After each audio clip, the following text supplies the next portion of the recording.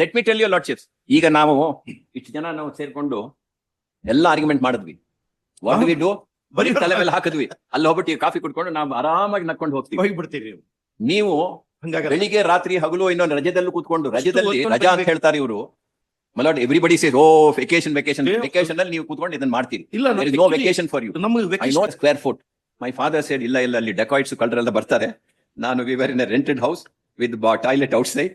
But we continued there for 30 long years. I have publicly said this also. In 50% my success is to my mother and my wife. Yes. ಅಷ್ಟೇ. ಯಾಕೆ ಅಂತಂದ್ರೆ ನಾವು ರಾತ್ರಿ 12ವರೆಗೆ ಮನೆಗೆ ಹೋದ್ರು ಬಾಗಲ ತೆಗೆದು ಊಟ ಹಾಕ್ತಾರೆ. ನಾವೇ ಅಲ್ಲಿ ಆಪೋಸಿಷನ್ ಇದ್ರೆ ಹೋಗಿ ಅಲ್ಲೇ ಆಫೀಸಲ್ಲಿ ಮಲ್ಕೋ, ಯಾಕೆ ಇಲ್ಲಿ ಬಂದಿದ್ದೀನಿ ಅಂತ ಕೇಳ್ತೀವಿ ನಾವು. This also happens. You have to hold the scale even. It's not an easy job. ಅಷ್ಟು ಈಜಿ ಇಲ್ಲ, ನಾಟ್ ದಟ್ ಈಸಿ.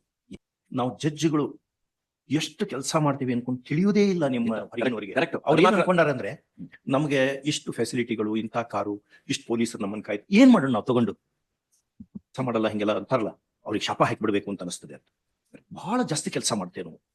ಎಷ್ಟು ಅಂದ್ರೆ ಕಂಟಿನ್ಯೂಸ್ ನಮ್ ಕನಸುಗಳು ಸಹಿತ ಕೇಸ್ನ ಬೀಳ್ತಾವ. ಕರೆಕ್ಟ್. ಬೇರೆ ಕನಸುಗಳು ಸಹಿತ ಬೀಳಲ್ಲ. ರಿಯಲಿ ನಮಗೆ ಒಂದು ಖುಷಿಯಾಗುವಂತ ಕನಸುಗಳು ಬೀಳ್ಬೇಕಲ್ಲ, ಅವು ಬೀಳೋದೇ ಇಲ್ಲ.